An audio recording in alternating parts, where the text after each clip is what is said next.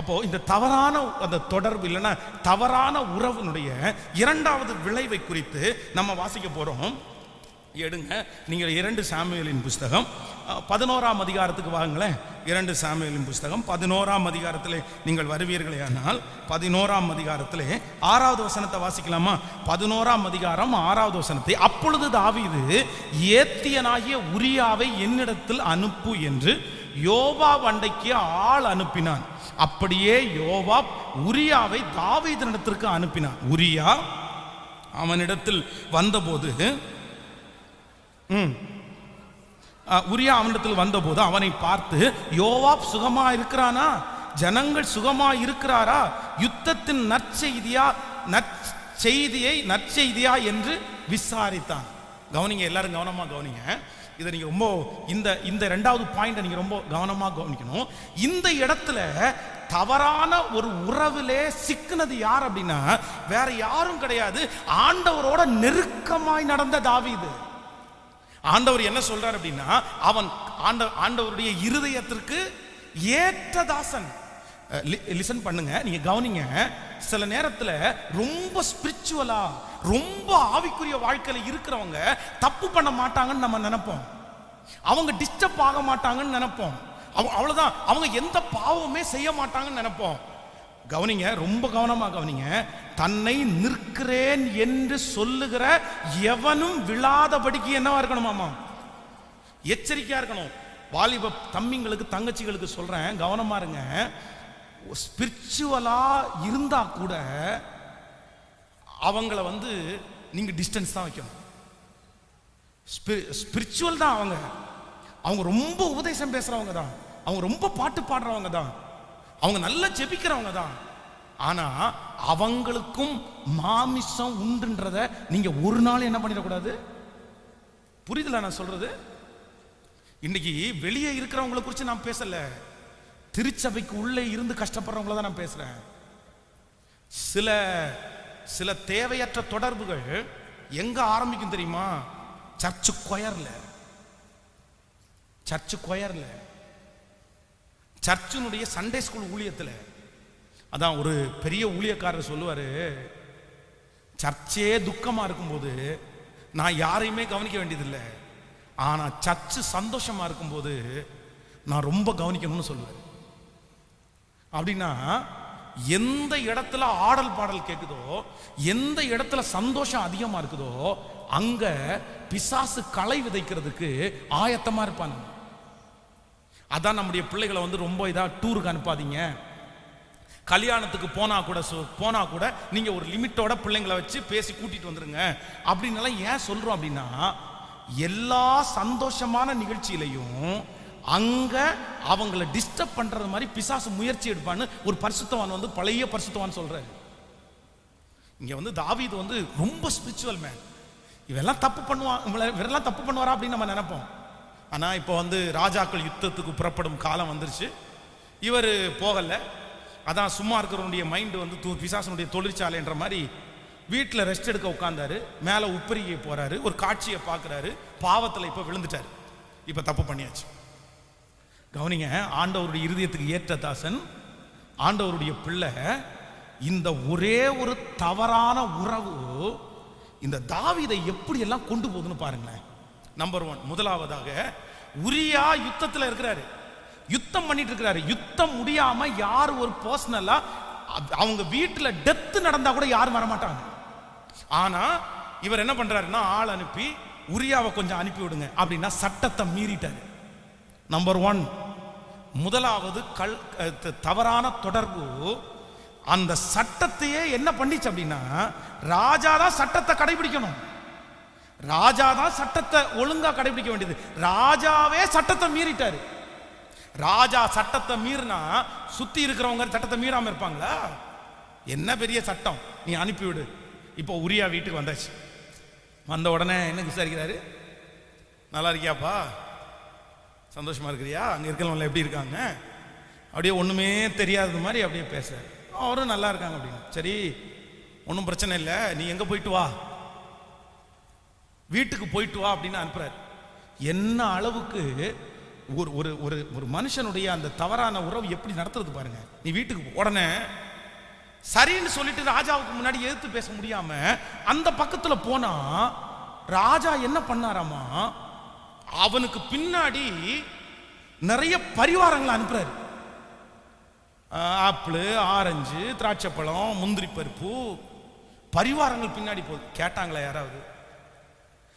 நீங்க ராஜா போய் ஒரு தனியா வேலை செய்கிற ஒரு மனுஷனுக்கு அவன் வீட்டுக்கு வரும்போது பின்னாடி இப்படி, நான் சொல்றேன் அதான் புத்தி பேதலிச்சுன்னு சொல்றாங்கல்ல.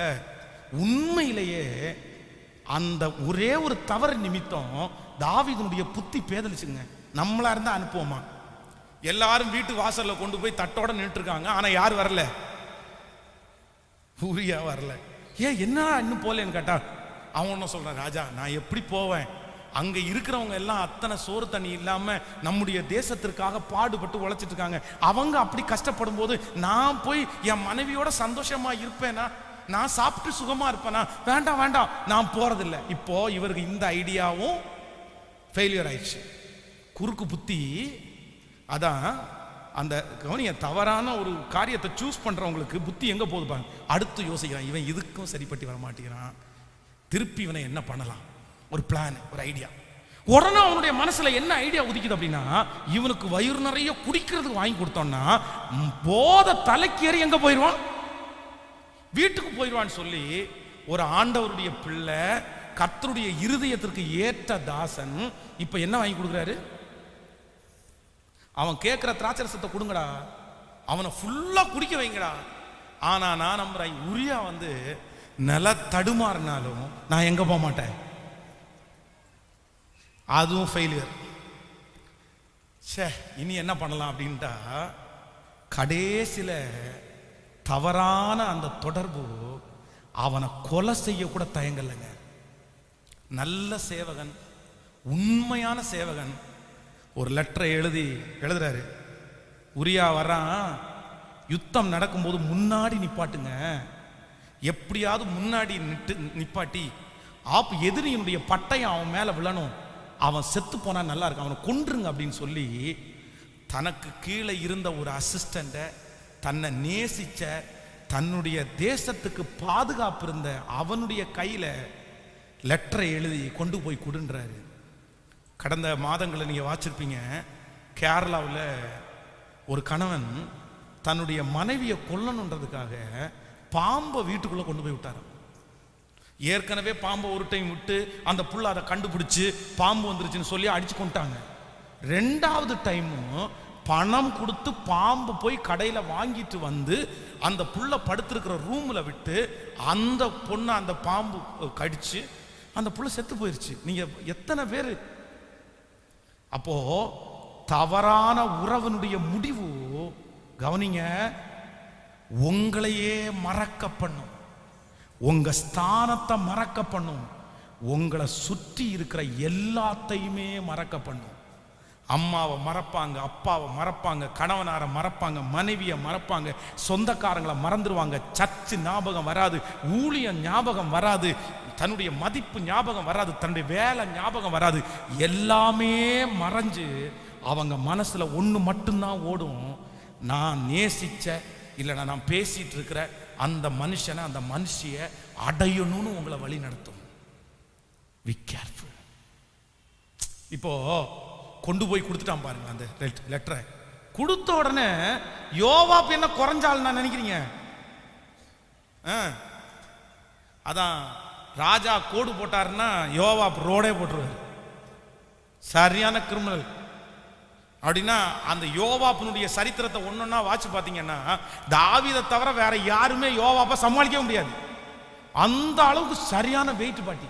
அதனால தான் மகன் சாலோமன் ராஜ்யபாரம் எடுக்கும்போது நைஸா காதல சொல்லிட்டு போறேப்பா, உன்னை சுத்தி இருக்கிறவன் எல்லாம் நல்லா வந்தான், ஆனா எவன் தான் ரொம்ப மோசம்? யோவாப்ப கொஞ்சம் கவனமா வச்சுக்கோ, ஓவரா விட்டுட்டேன்னா அவன் ஒன்னே கொண்டுட்டு வந்து உட்காந்துருவான் அப்படின்னு சாலமன்ட்ட சொல்லிடுவார். அவ்வளவு ஒரு சரியான வெயிட்டான ஆள் தான் யாரு? இப்போ யார் கையில லெட்டர் போகுது? நான் சொல்றேன், அந்த யோவாப்பு தாவீதை என்னங்க மதிப்பான்? இந்த செய்தியை நம்ம அவனுக்கு கொடுக்குறோமே, அவன் கிரிமினல் ஆச்சே, நம்ம இது கொடுத்து விட்டா அவன் நாளைக்கு தப்பா நினைச்சான்னா நம்முடைய ராஜ்ய பதவி போயிருமே, நம்ம பேர் கெட்டு போயிருமே, ஏதாவது நினைச்சானா ஒண்ணுமே யோசனை வரலங்க. அந்த களி மண்ணுக்கு எதுவுமே என்ன பண்ணல, கேட்கல. ஒருத்தர் சர்ச்சுக்கு வந்தாரு, வந்து பாஸ்டர் அவன் எனக்கு வேணும் பாஸ்டர், 2 கையை மேல தூக்கிட்டு சொல்றாரு, எனக்கு வேணும் இயேசுவே, அவன் எனக்கு வேணும். நான் உடனே கேட்டேன், அவன் எதுக்கையா வேணும்? அதுக்கப்புறம் அவங்க அம்மா பின்னாடியே ஓட்டுறான், பாஸ்டர் இவன் அந்த பொண்ணு பின்னாடியே திரியிறான் பாஸ்டர், அந்த பொண்ணு அவனை விட்டுட்டு தூரம் போச்சு, அவளால சொத்தை இழந்தான் பாஸ்டர், வேலையை இழந்தான் பாஸ்டர், இப்ப குடிகாரனா மாத்திரான். அதெல்லாம் ஒண்ணும் சொல்லக்கூடாது, அவன் எனக்கு வேணும். நிச்சயமா சீரியஸா என்ன அழுகன்னு நினைக்கிறீங்க? அப்புறம் என் காலில் வந்து விழுந்து, பாஸ்டர் எனக்காக ஜெபம் பண்ணுங்க, அவன் எனக்கு வேணும். எனக்கு சிரிக்கிறதா இல்லை இவருக்காக அழுது ஜெபம் பண்ணணுமா? ஆனா துக்கமா தான் இருந்துச்சு. என்ன அளவுக்கு ஒரு மனுஷனை அப்படி பாதிக்க பண்ணியிருக்கு பாருங்களேன். எல்லாம் இழந்தாச்சு. ஆனா நான் சொல்றேன் பிரதர், அதனால தானே பிரதர் இப்படி வந்திருக்கிறீங்க. நீங்க நல்லா வேலை செய்வீங்கல்ல பிரதர், ஏன் பிரதர் இப்படி இருக்கீங்க? வேண்டாம் பிரதர், அது கர்த்தருக்கு சித்தம் இல்லை பிரதர், விட்டுருங்க பிரதர், நம்ம ஜெபம் பண்ணோம். நீ என்ன வேணாலும் சொல்லுங்க பாஸ்டர், அதை மட்டும் சொல்லாதீங்க பாஸ்டர், நோ மட்டும் சொல்லாதீங்க பாஸ்டர், வேணான்னு மட்டும் சொல்லாதீங்க பாஸ்டர். உங்க வாயிலிருந்து அந்த வார்த்தை வரவே கூடாது. இதே நான் இப்ப என்ன எக்ஸ்பிரஷன் கொடுக்கணும் அதை விட 10 மடங்கு ஜாஸ்தியா கொடுக்குறாரு அவர். அப்படி வரக்கூடாது அப்படின்றாரு. அப்போ ரொம்ப கவனமா கவனிக்கணும். இப்ப யோவாப் வந்து என்ன நினைப்பான் அப்படின்ற என்ன, இப்ப இந்த யோவாப் என்னன்னா பயங்கரமான கில்லாடியாச்சா, வாடா முன்னாடி நில்லுடா அப்படின்னு முன்னாடி நிக்க வச்சிட்டான். ஒரு காலத்துல வேதம் சொல்லுது, தாவீது வேதம் சொல்லுது, தன் ஆடுகளுக்காக தன்னுடைய ஜீவனை கொடுக்கிறது கூட அவன் என்ன பண்ணல சொல்லுங்க. யாருக்காக? ஆட்டுக்குட்டிக்கு ஆத்துமா இல்ல, உயிர் மட்டும்தான் இருக்குது. ஆனா அந்த உயிரை காப்பாற்றணுன்றதுக்காக ஒரு விசை சிங்கம், ஒரு விசை கரடி, இது 2ம் வந்ததுக்கு அப்புறம் நான் என் கை வச்சு என் உயிரை கூட பணயம் வச்சு அதை ஒரே கிளியா கிழிச்சு அந்த ஆட்டுக்குட்டிய சிங்கத்தினுடைய வாயிலிருந்து என்ன பண்ண, ஒரு நாள் ஆண்டவருக்காக ஆட்டுக்குட்டியினுடைய ஜீவனை கூட விடாம உயிரை காப்பாத்தினவன் இன்னைக்கு மனுஷன் ஒரு ஆத்துமா, அந்த ஆத்துமா செத்தா கூட பரவாயில்லன்னு லெட்டரை எழுதி கொடுத்து அனுப்பிட்டான். சிஸ்டர், பிரதர், உங்க கேரக்டரை ஃபுல்லா சேஞ்ச் பண்ணிடும். நீங்க கோவப்படுற ஆள் இல்லை, நீங்க எரிச்சல் அடைகிற ஆள் இல்லை, நீங்க ரொம்ப சாஃப்டான மனுஷன். ஆனா கள்ள தொடர்புல மட்டும் நீங்க சிக்கிட்டீங்கன்னா உங்க கேரக்டர் ரொம்ப, நீங்க சாஃப்டான உங்க மனுஷனை முரடனா மாத்திரும். நீ எப்படி பிரதர் முரடனா மாறின? நீ எப்படி சிஸ்டர் முரடனா மாறின? ஒரு முரட்டுத்தன்மை எப்படி வந்துச்சு உனக்கு?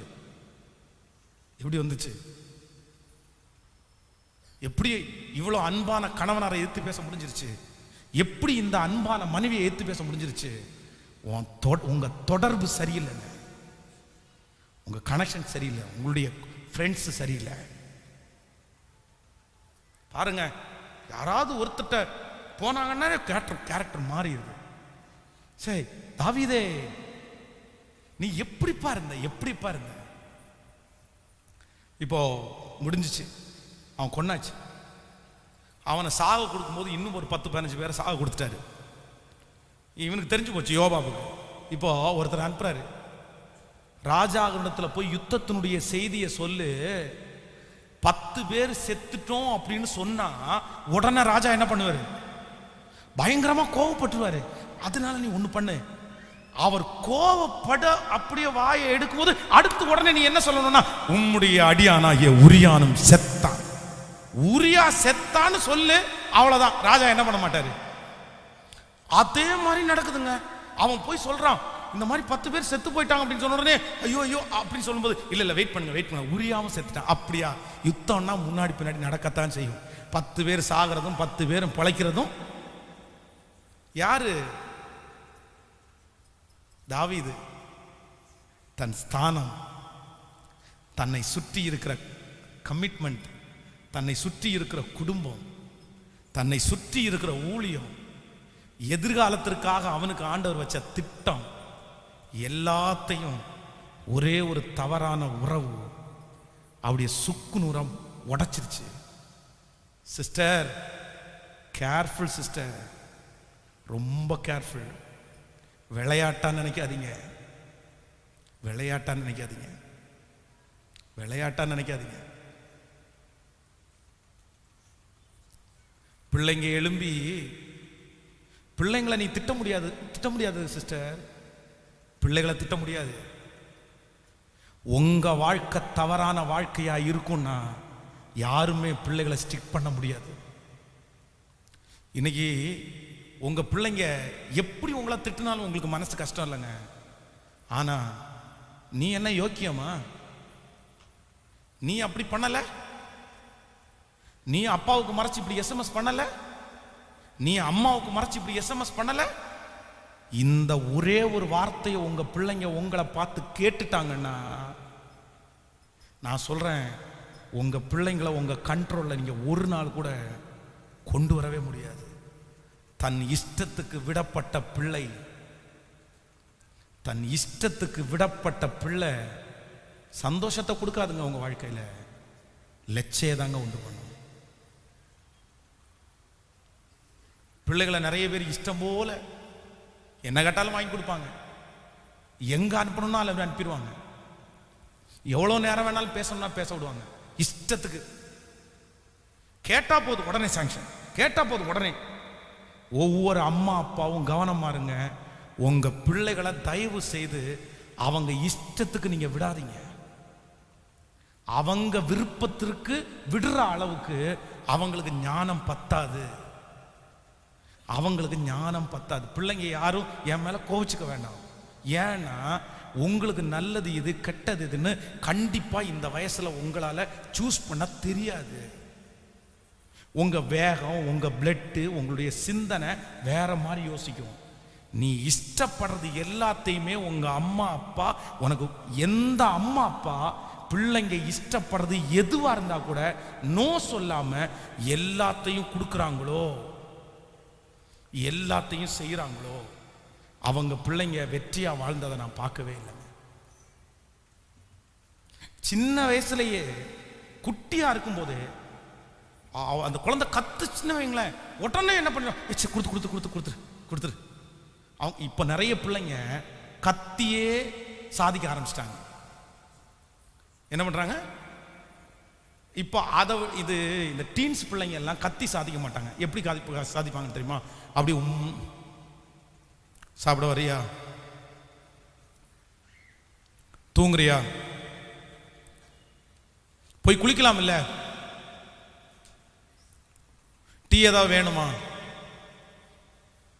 சரி உனக்கு இப்ப என்னதான் வேணும், நான் வெளியே போகணும்.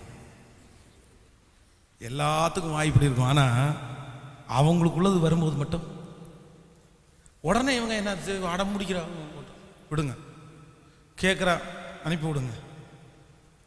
இல்லை இல்லை இல்லை இல்லை, இஷ்டத்துக்கு விடாதீங்க. நீங்க நல்லா வாங்கி கொடுங்க, நல்லா சாப்பிட வைங்க, உங்க பிள்ளைங்க ரொம்ப நல்லா இருக்கட்டும். அதுக்காக தானே நம்ம நிறைய பேர் அவ்வளோ கஷ்டப்படுறோம், அதுக்காக தானே வாழ்றீங்க. நல்லா இருக்கணும், அவங்க நல்லவங்களா வரணும். அதுக்காக தான் திருச்சபை, அதுக்காக தான் யூத் மீட்டிங், அதுக்காக தான். எனக்கும் அப்படிதான். நீங்க எல்லாம் ஒன்றும் கெட்டு போகணும், நீங்க வண்டி ஓட்டக்கூடாது, நீங்க நல்லா ட்ரெஸ் பண்ணணும் அப்படிலாம் நினைக்கவே இல்லைங்க. நீ நல்லா வச்சுக்கோ, நல்ல வாகனத்தை வாங்கணும், கடவுளை நல்லா வைக்கணும், உன் காரில் நான் உட்காந்து ட்ராவல் பண்ணணும், நீ பெஸ்ட்டு கார் வாங்கணும், நீ ஒரு ரொம்ப ஆசீர்வாதமாக இருக்கணும், நீ நல்லா ஊழியம் செய்யணும், நீ நிறைய பாடணும். நீ ரொம்ப கீழே போடும்போது எங்கள் பாஸ்டர் பென்ஸ் பாஸ்டர் தான் அப்படி ஒன்றை மேடையில் 10,000 பேருக்கு முன்னாடி நிற்க வச்சு கை தட்டும் போது நீ எந்த சர்ச் அப்படின்னு கேட்கும்போது நீ பாஸ்டர் பென்ஸ் அப்படின்னு சொல்லும்போது எனக்கு அது பெருமை. அதை தான் நான் நினைக்கிறேன். ஆனால் உன் இஷ்டத்துக்கு உங்கள் அம்மா அப்பாவை நீ கைக்குள்ளே வச்சு பொம்மை மாதிரி நீ பண்ணாத.